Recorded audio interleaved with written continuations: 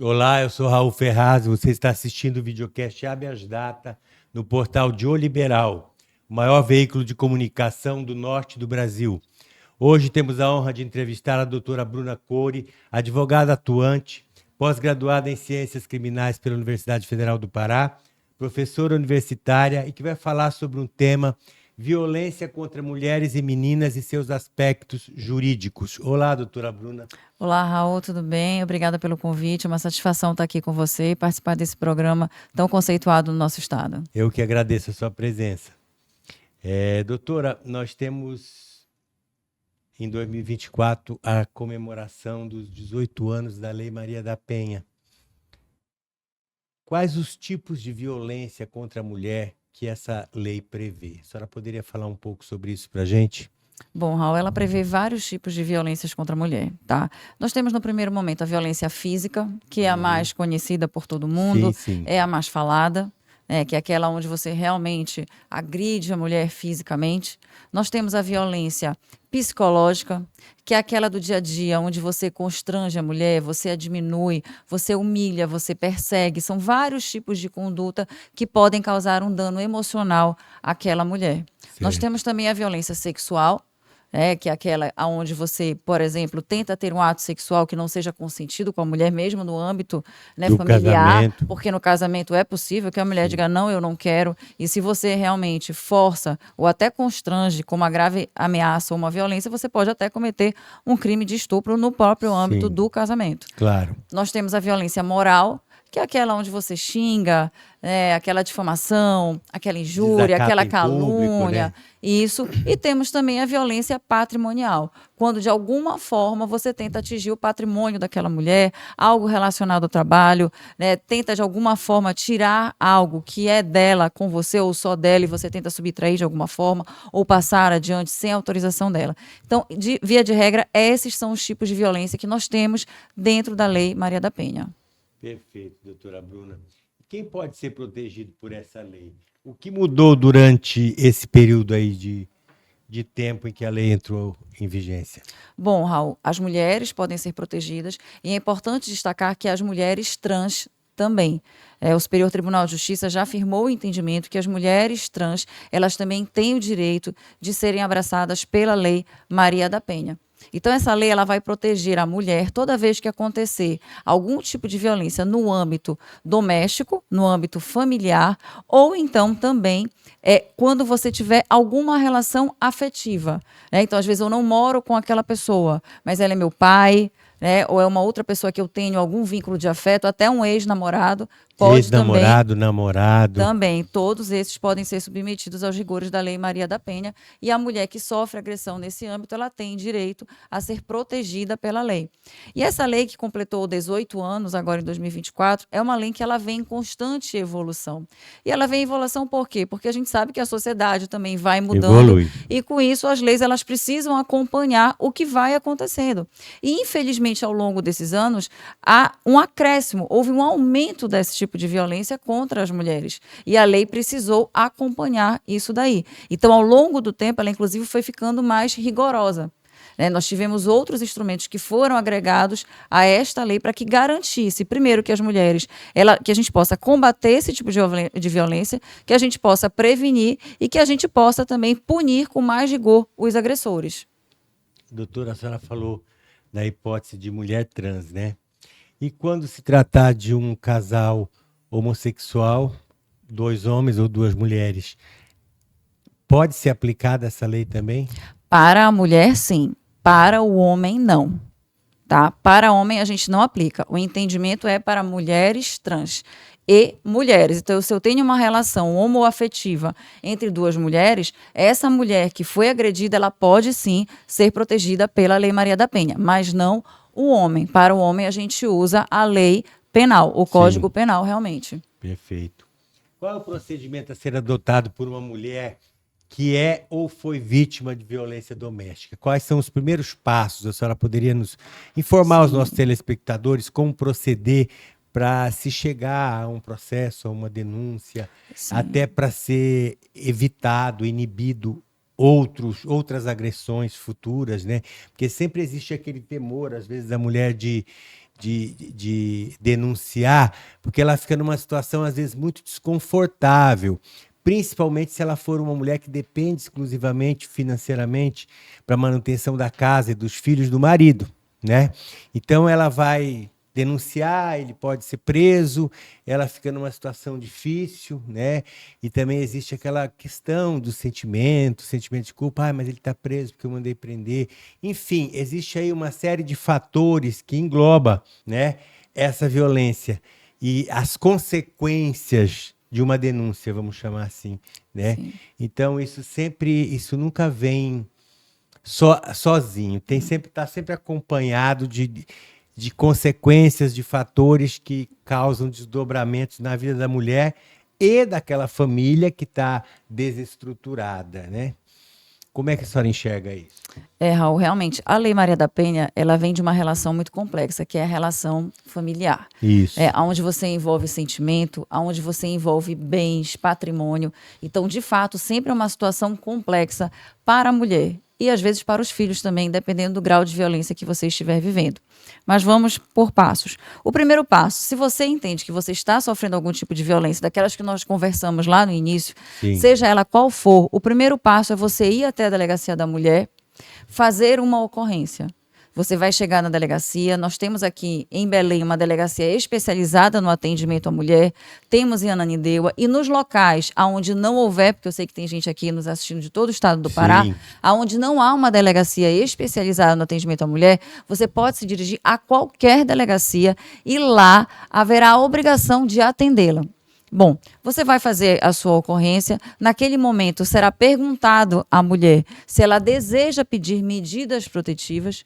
As medidas Sim. protetivas são medidas judiciais que serão decretadas pela autoridade judicial, aonde a mulher visa se proteger de alguma forma daquela agressão que já passou ou de futuras agressões, que ele volte a reincidir, que o seu parceiro volte a reincidir. Sim. Então, ela vai pedir. Eu posso pedir para que ele não se aproxime de mim, para que ele seja retirado de repente do lar. Eu posso pedir para que ele preste alimentos, por exemplo, se eu tenho filhos menores com ele e eu não tenho como sustentar sozinho as crianças, que ele preste alimentos, até porque os alimentos são para as crianças, então independente ou não da mulher ter condições, ele tem aquela obrigação. E naquele primeiro momento, quando você ainda não vai tratar de divórcio, então você pode pedir ainda por um período que seja prestado esse auxílio financeiro para que você possa manter as despesas da casa e outras tantas medidas que podem ser solicitadas. Se você, por exemplo, tem medo até de ficar em casa, você pode solicitar um abrigo para a autoridade policial, para que você seja abrigada naquele momento onde realmente a situação está muito tensa e você não entende que não tem como se defender. Porque eu também sempre digo o seguinte, às vezes a mulher ela pede a protetiva, mas ela não tem aquela segurança que de repente o homem vai aparecer na sua casa. Tanto que a gente está acostumado a ver no noticiário de TV, mulheres que já têm uma medida protetiva em seu favor e mesmo assim o homem vai até a casa Sim. e acaba agredindo novamente e invade e até você conseguir chamar a polícia, chamar alguém que possa lhe socorrer. Muita coisa já aconteceu. Muita coisa já Até aconteceu. tragédias. Até tragédias, como a gente vê corriqueiramente. Eu costumo dizer que não há um dia em que você assista um jornal ou esteja numa rede social que você não veja uma notícia de algum tipo de violência contra a mulher. Pois bem, passou esse momento da delegacia, onde você já fez a sua ocorrência, esse pedido que foi feito à autoridade policial será mandado ao juiz da vara especializada de violência contra a mulher e lá ele, em até 48 horas, vai decretar aquelas medidas protetivas. Ele vai avaliar os fatos e vai decretar. E a partir do momento que aquele homem, aquele agressor, ele é intimado de que já existem medidas protetivas em favor da mulher e às vezes umas até em desfavor dele, porque existe uma, por exemplo, se o homem tem porte de arma, pode ser solicitada a suspensão do porte de arma, justamente para evitar que aconteça uma tragédia, por exemplo. Tá? Então, ele pode, por exemplo, ser obrigado a participar de um programa de reeducação. E dependendo da gravidade da lesão ou da agressão, Sim. pode até ser decretada a prisão preventiva. Com certeza. Né? Se a gente tiver um crime mais grave, aonde suporte, né, ele pode ser preso em flagrante também. Eu posso ter um flagrante, ele vai ser preso em flagrante. Ou então, se for um fato grave, a autoridade policial investiga e entende que há necessidade de pedir uma prisão preventiva, ela vai e solicita essa prisão preventiva também. Sim, tá? perfeitamente. Porque em vários casos pode ser necessário também. Então, a partir desse momento, a gente tem as medidas protetivas já em vigor. Existe um crime específico chamado descumprimento de medida protetiva, Sim. que pode, inclusive, ser aplicado também no caso de descumprimento. Então, se o homem já foi intimado, olha, existe essa medida protetiva, e o homem vai lá e descumpre essa medida protetiva, ele, inclusive, está cometendo um crime autônomo, que é o descumprimento da medida protetiva com uma pena de 2 a 4 anos. Então, ele ainda vai ter um outro processo a responder, além de já ter as medidas protetivas. E, geralmente, Raul, nós também temos, ao lado da medida protetiva, o inquérito policial, que é do crime propriamente dito, né? O crime que ele cometeu. Agora, uma coisa importante ser dita, Raul, que não é obrigatório você ter uma medida protetiva e existir um inquérito policial ou existir uma ação penal. Tá? Às vezes Ela a mulher pode vai ser independente. Independente de você ter uma ação penal, independente de você ter um inquérito policial, se você chega à autoridade policial e narra algum tipo de violência que está enquadrada na Lei Maria da Penha, ela pode pedir as protetivas em favor da mulher e não necessariamente a gente terá um procedimento criminal. Tá? É importante que isso seja dito, porque há até essa separação. Porque existe sempre a preocupação, né, da própria mulher. Pode ser uma agressão que se repete, como pode ser uma agressão que aconteceu eventualmente, e não tem interesse em prosseguir em ação penal. Acontece muito isso. Acontece. E foi o que você falou, inclusive. Às vezes a mulher ela até fica receosa, como ela tem filhos, por exemplo, né, de prejudicar de alguma forma. Então, marido quando perdeu é um emprego, crime, tem perdeu emprego bom, emprego. Então, pode por ser exemplo, preso. Então, por exemplo, às vezes, quando é um crime, né, que é condicionado à representação, é um crime que só ela pode dizer, olha, eu quero que ele seja processado, aí ela faz só a medida protetiva, pede só a medida protetiva e não prossegue com a questão criminal. Então, ela fica com a protetiva. Mas eu sempre digo que é importante, se ocorrer um crime, é importante que você, de fato, relate. É uma forma de tentar inibir com que isso volte a acontecer. E é uma forma também de você demonstrar que a gente precisa denunciar. Nós precisamos denunciar para que a gente possa, de alguma forma, mostrar para os homens, olha, eu não me calo, eu não consinto, e eu sempre vou lutar pelos direitos que eu tenho. Para que isso também sirva de exemplo para outras mulheres e encorajem outras mulheres. Porque foi o que você falou nisso. Às vezes a mulher ela não tem coragem, no primeiro momento, de denunciar. E ela precisa desse apoio. Inclusive, na própria delegacia especializada no atendimento à mulher, você tem lá um setor psicossocial, onde você vai ter um acolhimento, um atendimento. Você pode, inclusive, ficar sendo acompanhada por uma psicóloga e fazer várias sessões, né, de acordo com o que está acontecendo com você. Existe toda uma estrutura, né? Toda uma estrutura. De organização no sentido de acolher a mulher. Isso. Assistente social, psicólogo, enfim. Vai Isso. saber dos pormenores daquela questão. Isso né? mesmo. E é Doutora, muito importante. uma outra coisa muito comum nessa teia, né, de crimes são os crimes sexuais praticados contra mulheres e meninas. Quais são esses crimes e quais as repercussões que esses crimes causam, vamos dizer assim, do ponto de vista jurídico, do ponto de vista processual? Bom, Raul, você sabe que os números são alarmantes de casos de violência sexual contra a mulher no Brasil. Nós temos um estudo que em 2023 nós tivemos registrado um crime de estupro a cada 6 minutos. E geralmente são meninas de 13 anos, meninas negras, que são vítimas desse tipo de crime. Então, você tem um índice extremamente alto do crime de estupro no Brasil. E nós temos uma diversidade de crimes sexuais. Então, por exemplo, eu tenho estupro, né, se eu tenho uma mulher maior de 18 anos, eu tenho estupro de vulnerável. Se eu tenho uma menina menor até 14 anos, eu vou ter aí um estupro de vulnerável. Que, por exemplo, se você toca na parte íntima de uma criança, você está cometendo o crime de estupro de vulnerável. E por que eu digo isso? Porque às vezes as pessoas elas não têm conhecimento, inclusive, do que a lei trata. Então, às vezes, tem homens que não têm o conhecimento de que o fato de você tão somente tocar, você pode estar cometendo o crime de estupro de vulnerável. Então, é importante essa informação. Nós temos o crime de assédio sexual, quando eu tento, de alguma forma, prevalecer, eu tenho algum tipo de hierarquia sobre uma mulher, por exemplo, no trabalho, e eu, através dessa hierarquia, eu tento, de alguma forma, né, ter algum tipo de desejo sexual meu atendido. Então, eu tenho crime de assédio sexual, eu tenho crime de importunação sexual, não sei se você recorda, mas naquela época que em ônibus aconteciam aqueles fatos, né, de homens e aí houve, Foi veio inserido. essa legislação que foi inserido o crime de importunação sexual, que é um crime também com uma pena alta de 1 a 5 anos. Então, assim, nós temos uma diversidade muito grande de crimes sexuais que podem ser praticados não só contra mulheres, mas também contra meninos, também contra homens, enfim. E Mas no essa âmbito da Lei legislação... Maria da Penha se Isso, trata é só de porque mulheres. o crime sexual a gente pode tratar de uma diversidade. Porque, veja, a lei ela é específica. Por exemplo, se eu tenho um crime de estupro, que é aquele homem que pega a mulher na rua e estupra, eu tenho um crime de estupro simples. Eu não estou falando da Lei Maria da Penha. Sim, claro. Agora, se é no âmbito doméstico, aí sim, e familiar, aí sim eu vou ter um crime que a gente está nesse âmbito diferente, e aí sim a gente utiliza a Maria da Penha. Tá Perfeito. certo? Doutora, em 2023, o Brasil teve o maior número de feminicídios desde que o crime foi tipificado, com 1.463 vítimas. O país registrou uma morte a cada 6 horas no ano passado, segundo o Fórum Brasileiro de Segurança Pública. Como esse crime tem sido tratado na legislação brasileira e, na sua opinião, o que é que precisa ser feito para diminuir esses índices, esses números, tá? Porque se hoje é alarmante, imagina antes, então, como é que não era, né? Talvez a gente não tivesse o cômputo Isso. desse crime, né? Ou Isso. que não era feminicídio, mas de morte de mulheres, ou Sim, tentativa. Enfim, na sua opinião, o que pode ser feito para melhorar isso? Bom, Raul, em 2015, nós tivemos a inserção de uma qualificadora, que era justamente a questão. Você colocou, já existia o crime de homicídio, e foi inserida uma qualificadora, que seria o feminicídio, quando você mata a mulher em razão da sua condição de gênero, de sexo, enfim.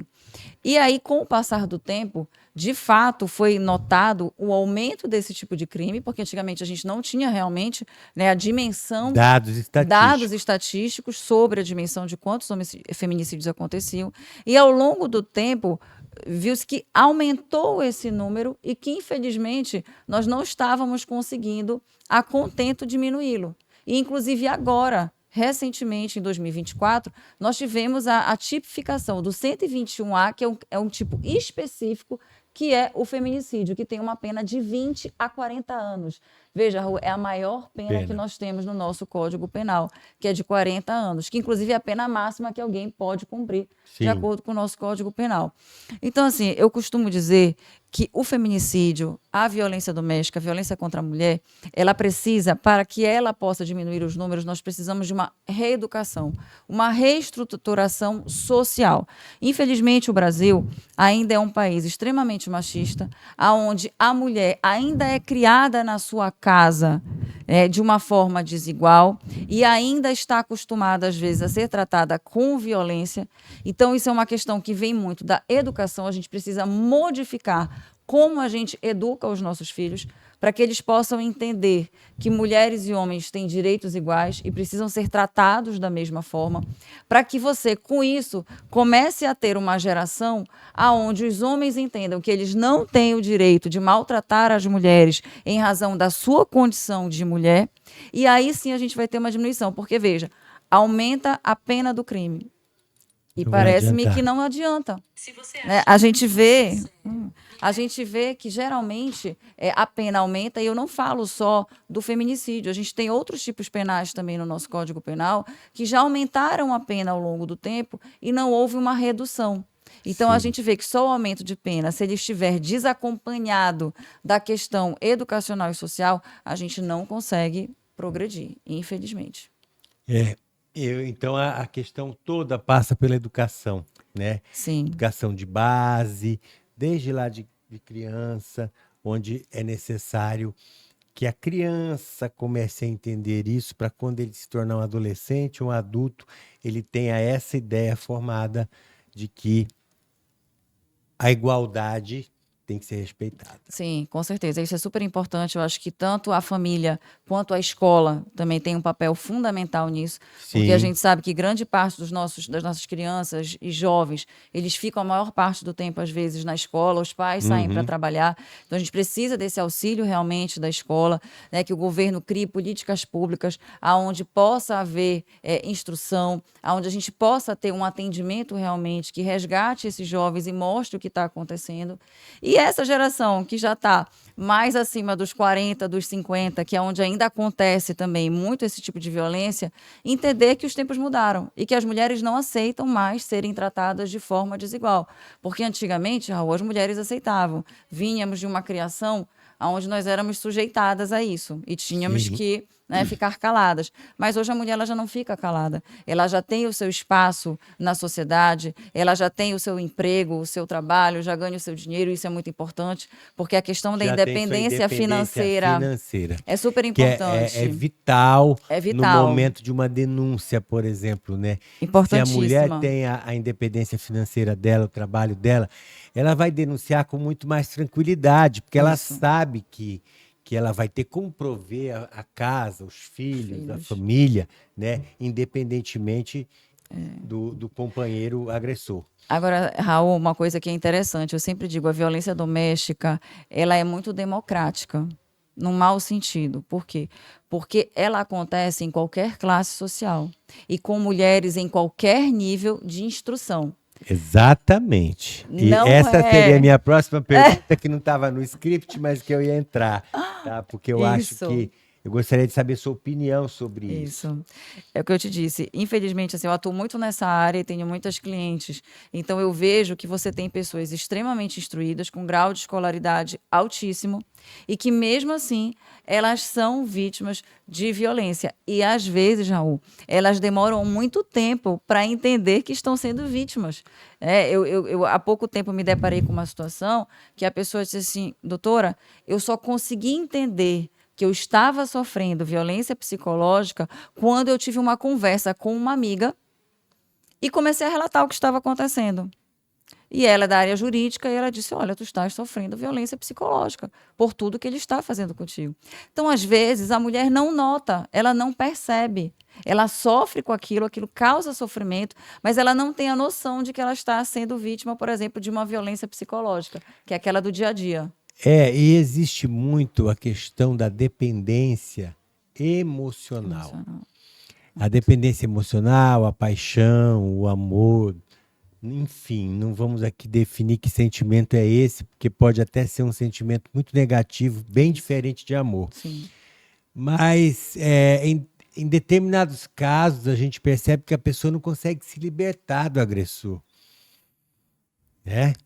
E eu creio que o papel de um terapeuta, de um psicólogo, de um psiquiatra, ele é muito importante nesse momento, e que a vítima tenha consciência da necessidade de procurar um profissional para se libertar. Com certeza, Raul. Eu sempre aconselho que as mulheres vítimas de violência, elas façam um acompanhamento psicológico. Isso é muito importante para você tratar. Primeiro, isso vai ajudar você, de fato, a se libertar daquele ciclo, porque às vezes não é fácil. Porque é um círculo assim, vicioso, né? É o cachorro correndo atrás do rabo. Você sabe que a gente chula, mas é isso. Isso, você sabe que a gente tem uma coisa chamada violentômetro. Né? Que ele justamente ele vai colocando o nível da violência, como ela vai aumentando. Então ela começa bem aqui no mínimo. Ah, foi um xingamento.